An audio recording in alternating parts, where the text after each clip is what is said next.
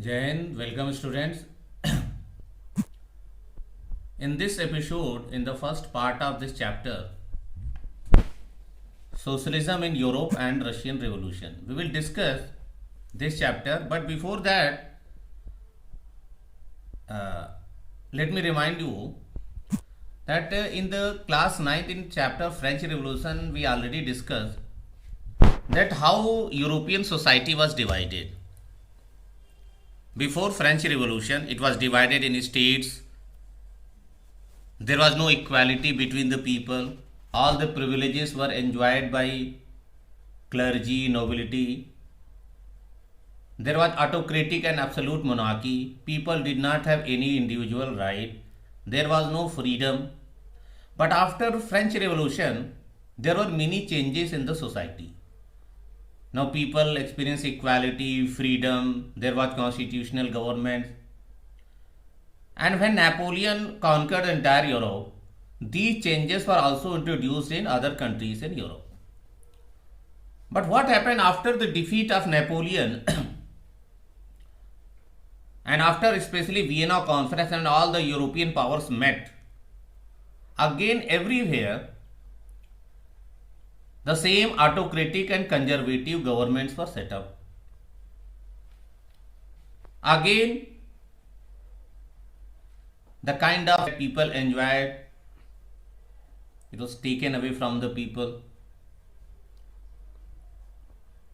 So old system returned, okay, where people did not have any individual right. Again, there were everywhere autocratic and conservative monarchies.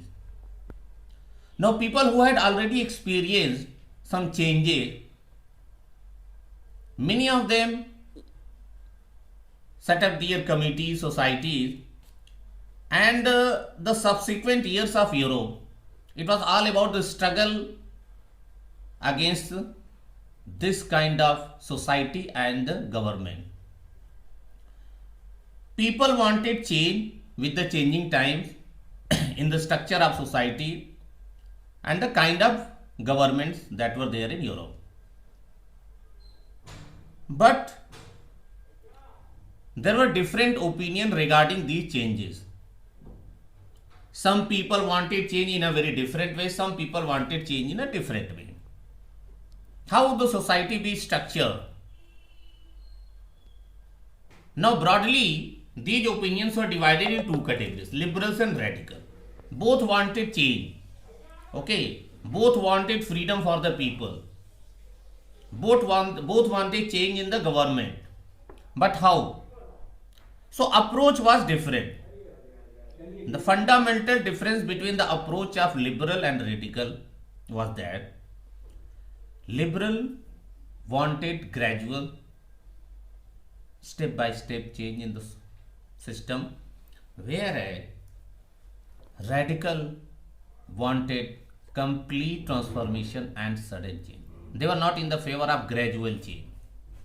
So this was the fundamental difference. Talking about what were other features of liberals, they supported or they in fact demanded constitution, representative government. They wanted freedom for individual, means individual rights should be protected against the government. They also believed in the toleration of all the religion. But they were not true Democrat because they did not support voting right for everyone. They believed that only people with property, only they should have the voting right. Whereas radical also wanted these kind of changes, but they believed that the government should be elected by the majority of the people, not only by the people who have property. They also supported women's right to vote.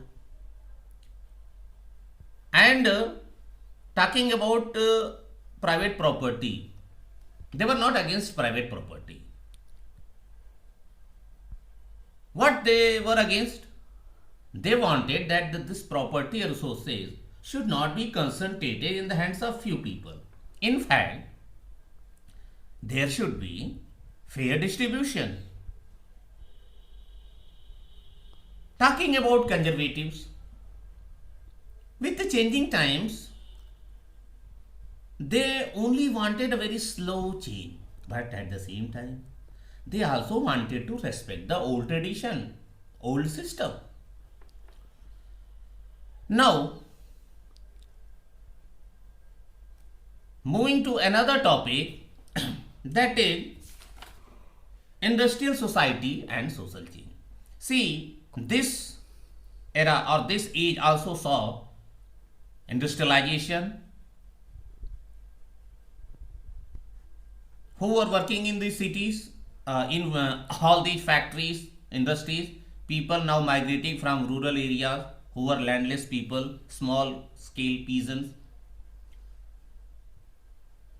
and who are owners of these factories, mostly radical and liberal people.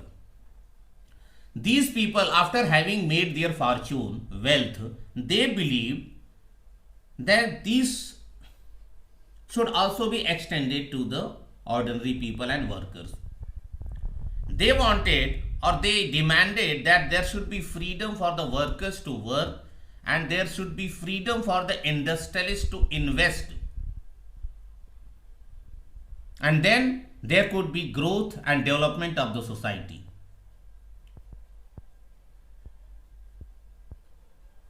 Moving to another topic.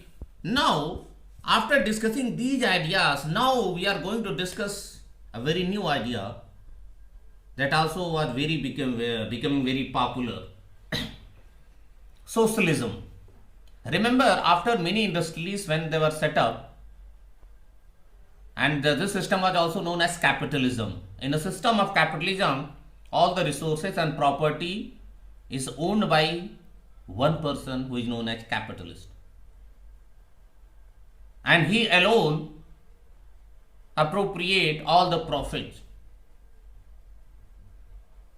There is no attention paid to the well-being of the workers. So, the only one person is becoming prosperous. Only his life is improving. Only he is growing. But what about workers? Is there any improvement in the life of workers? No. So against this system, there were some socialist thinkers who came up with a very new idea known as socialism. What do you think socialism says? It says that the property and resources should be owned not by one person, but it should be owned collectively by the society and the community. And the profit should also be shared by the workers or the people.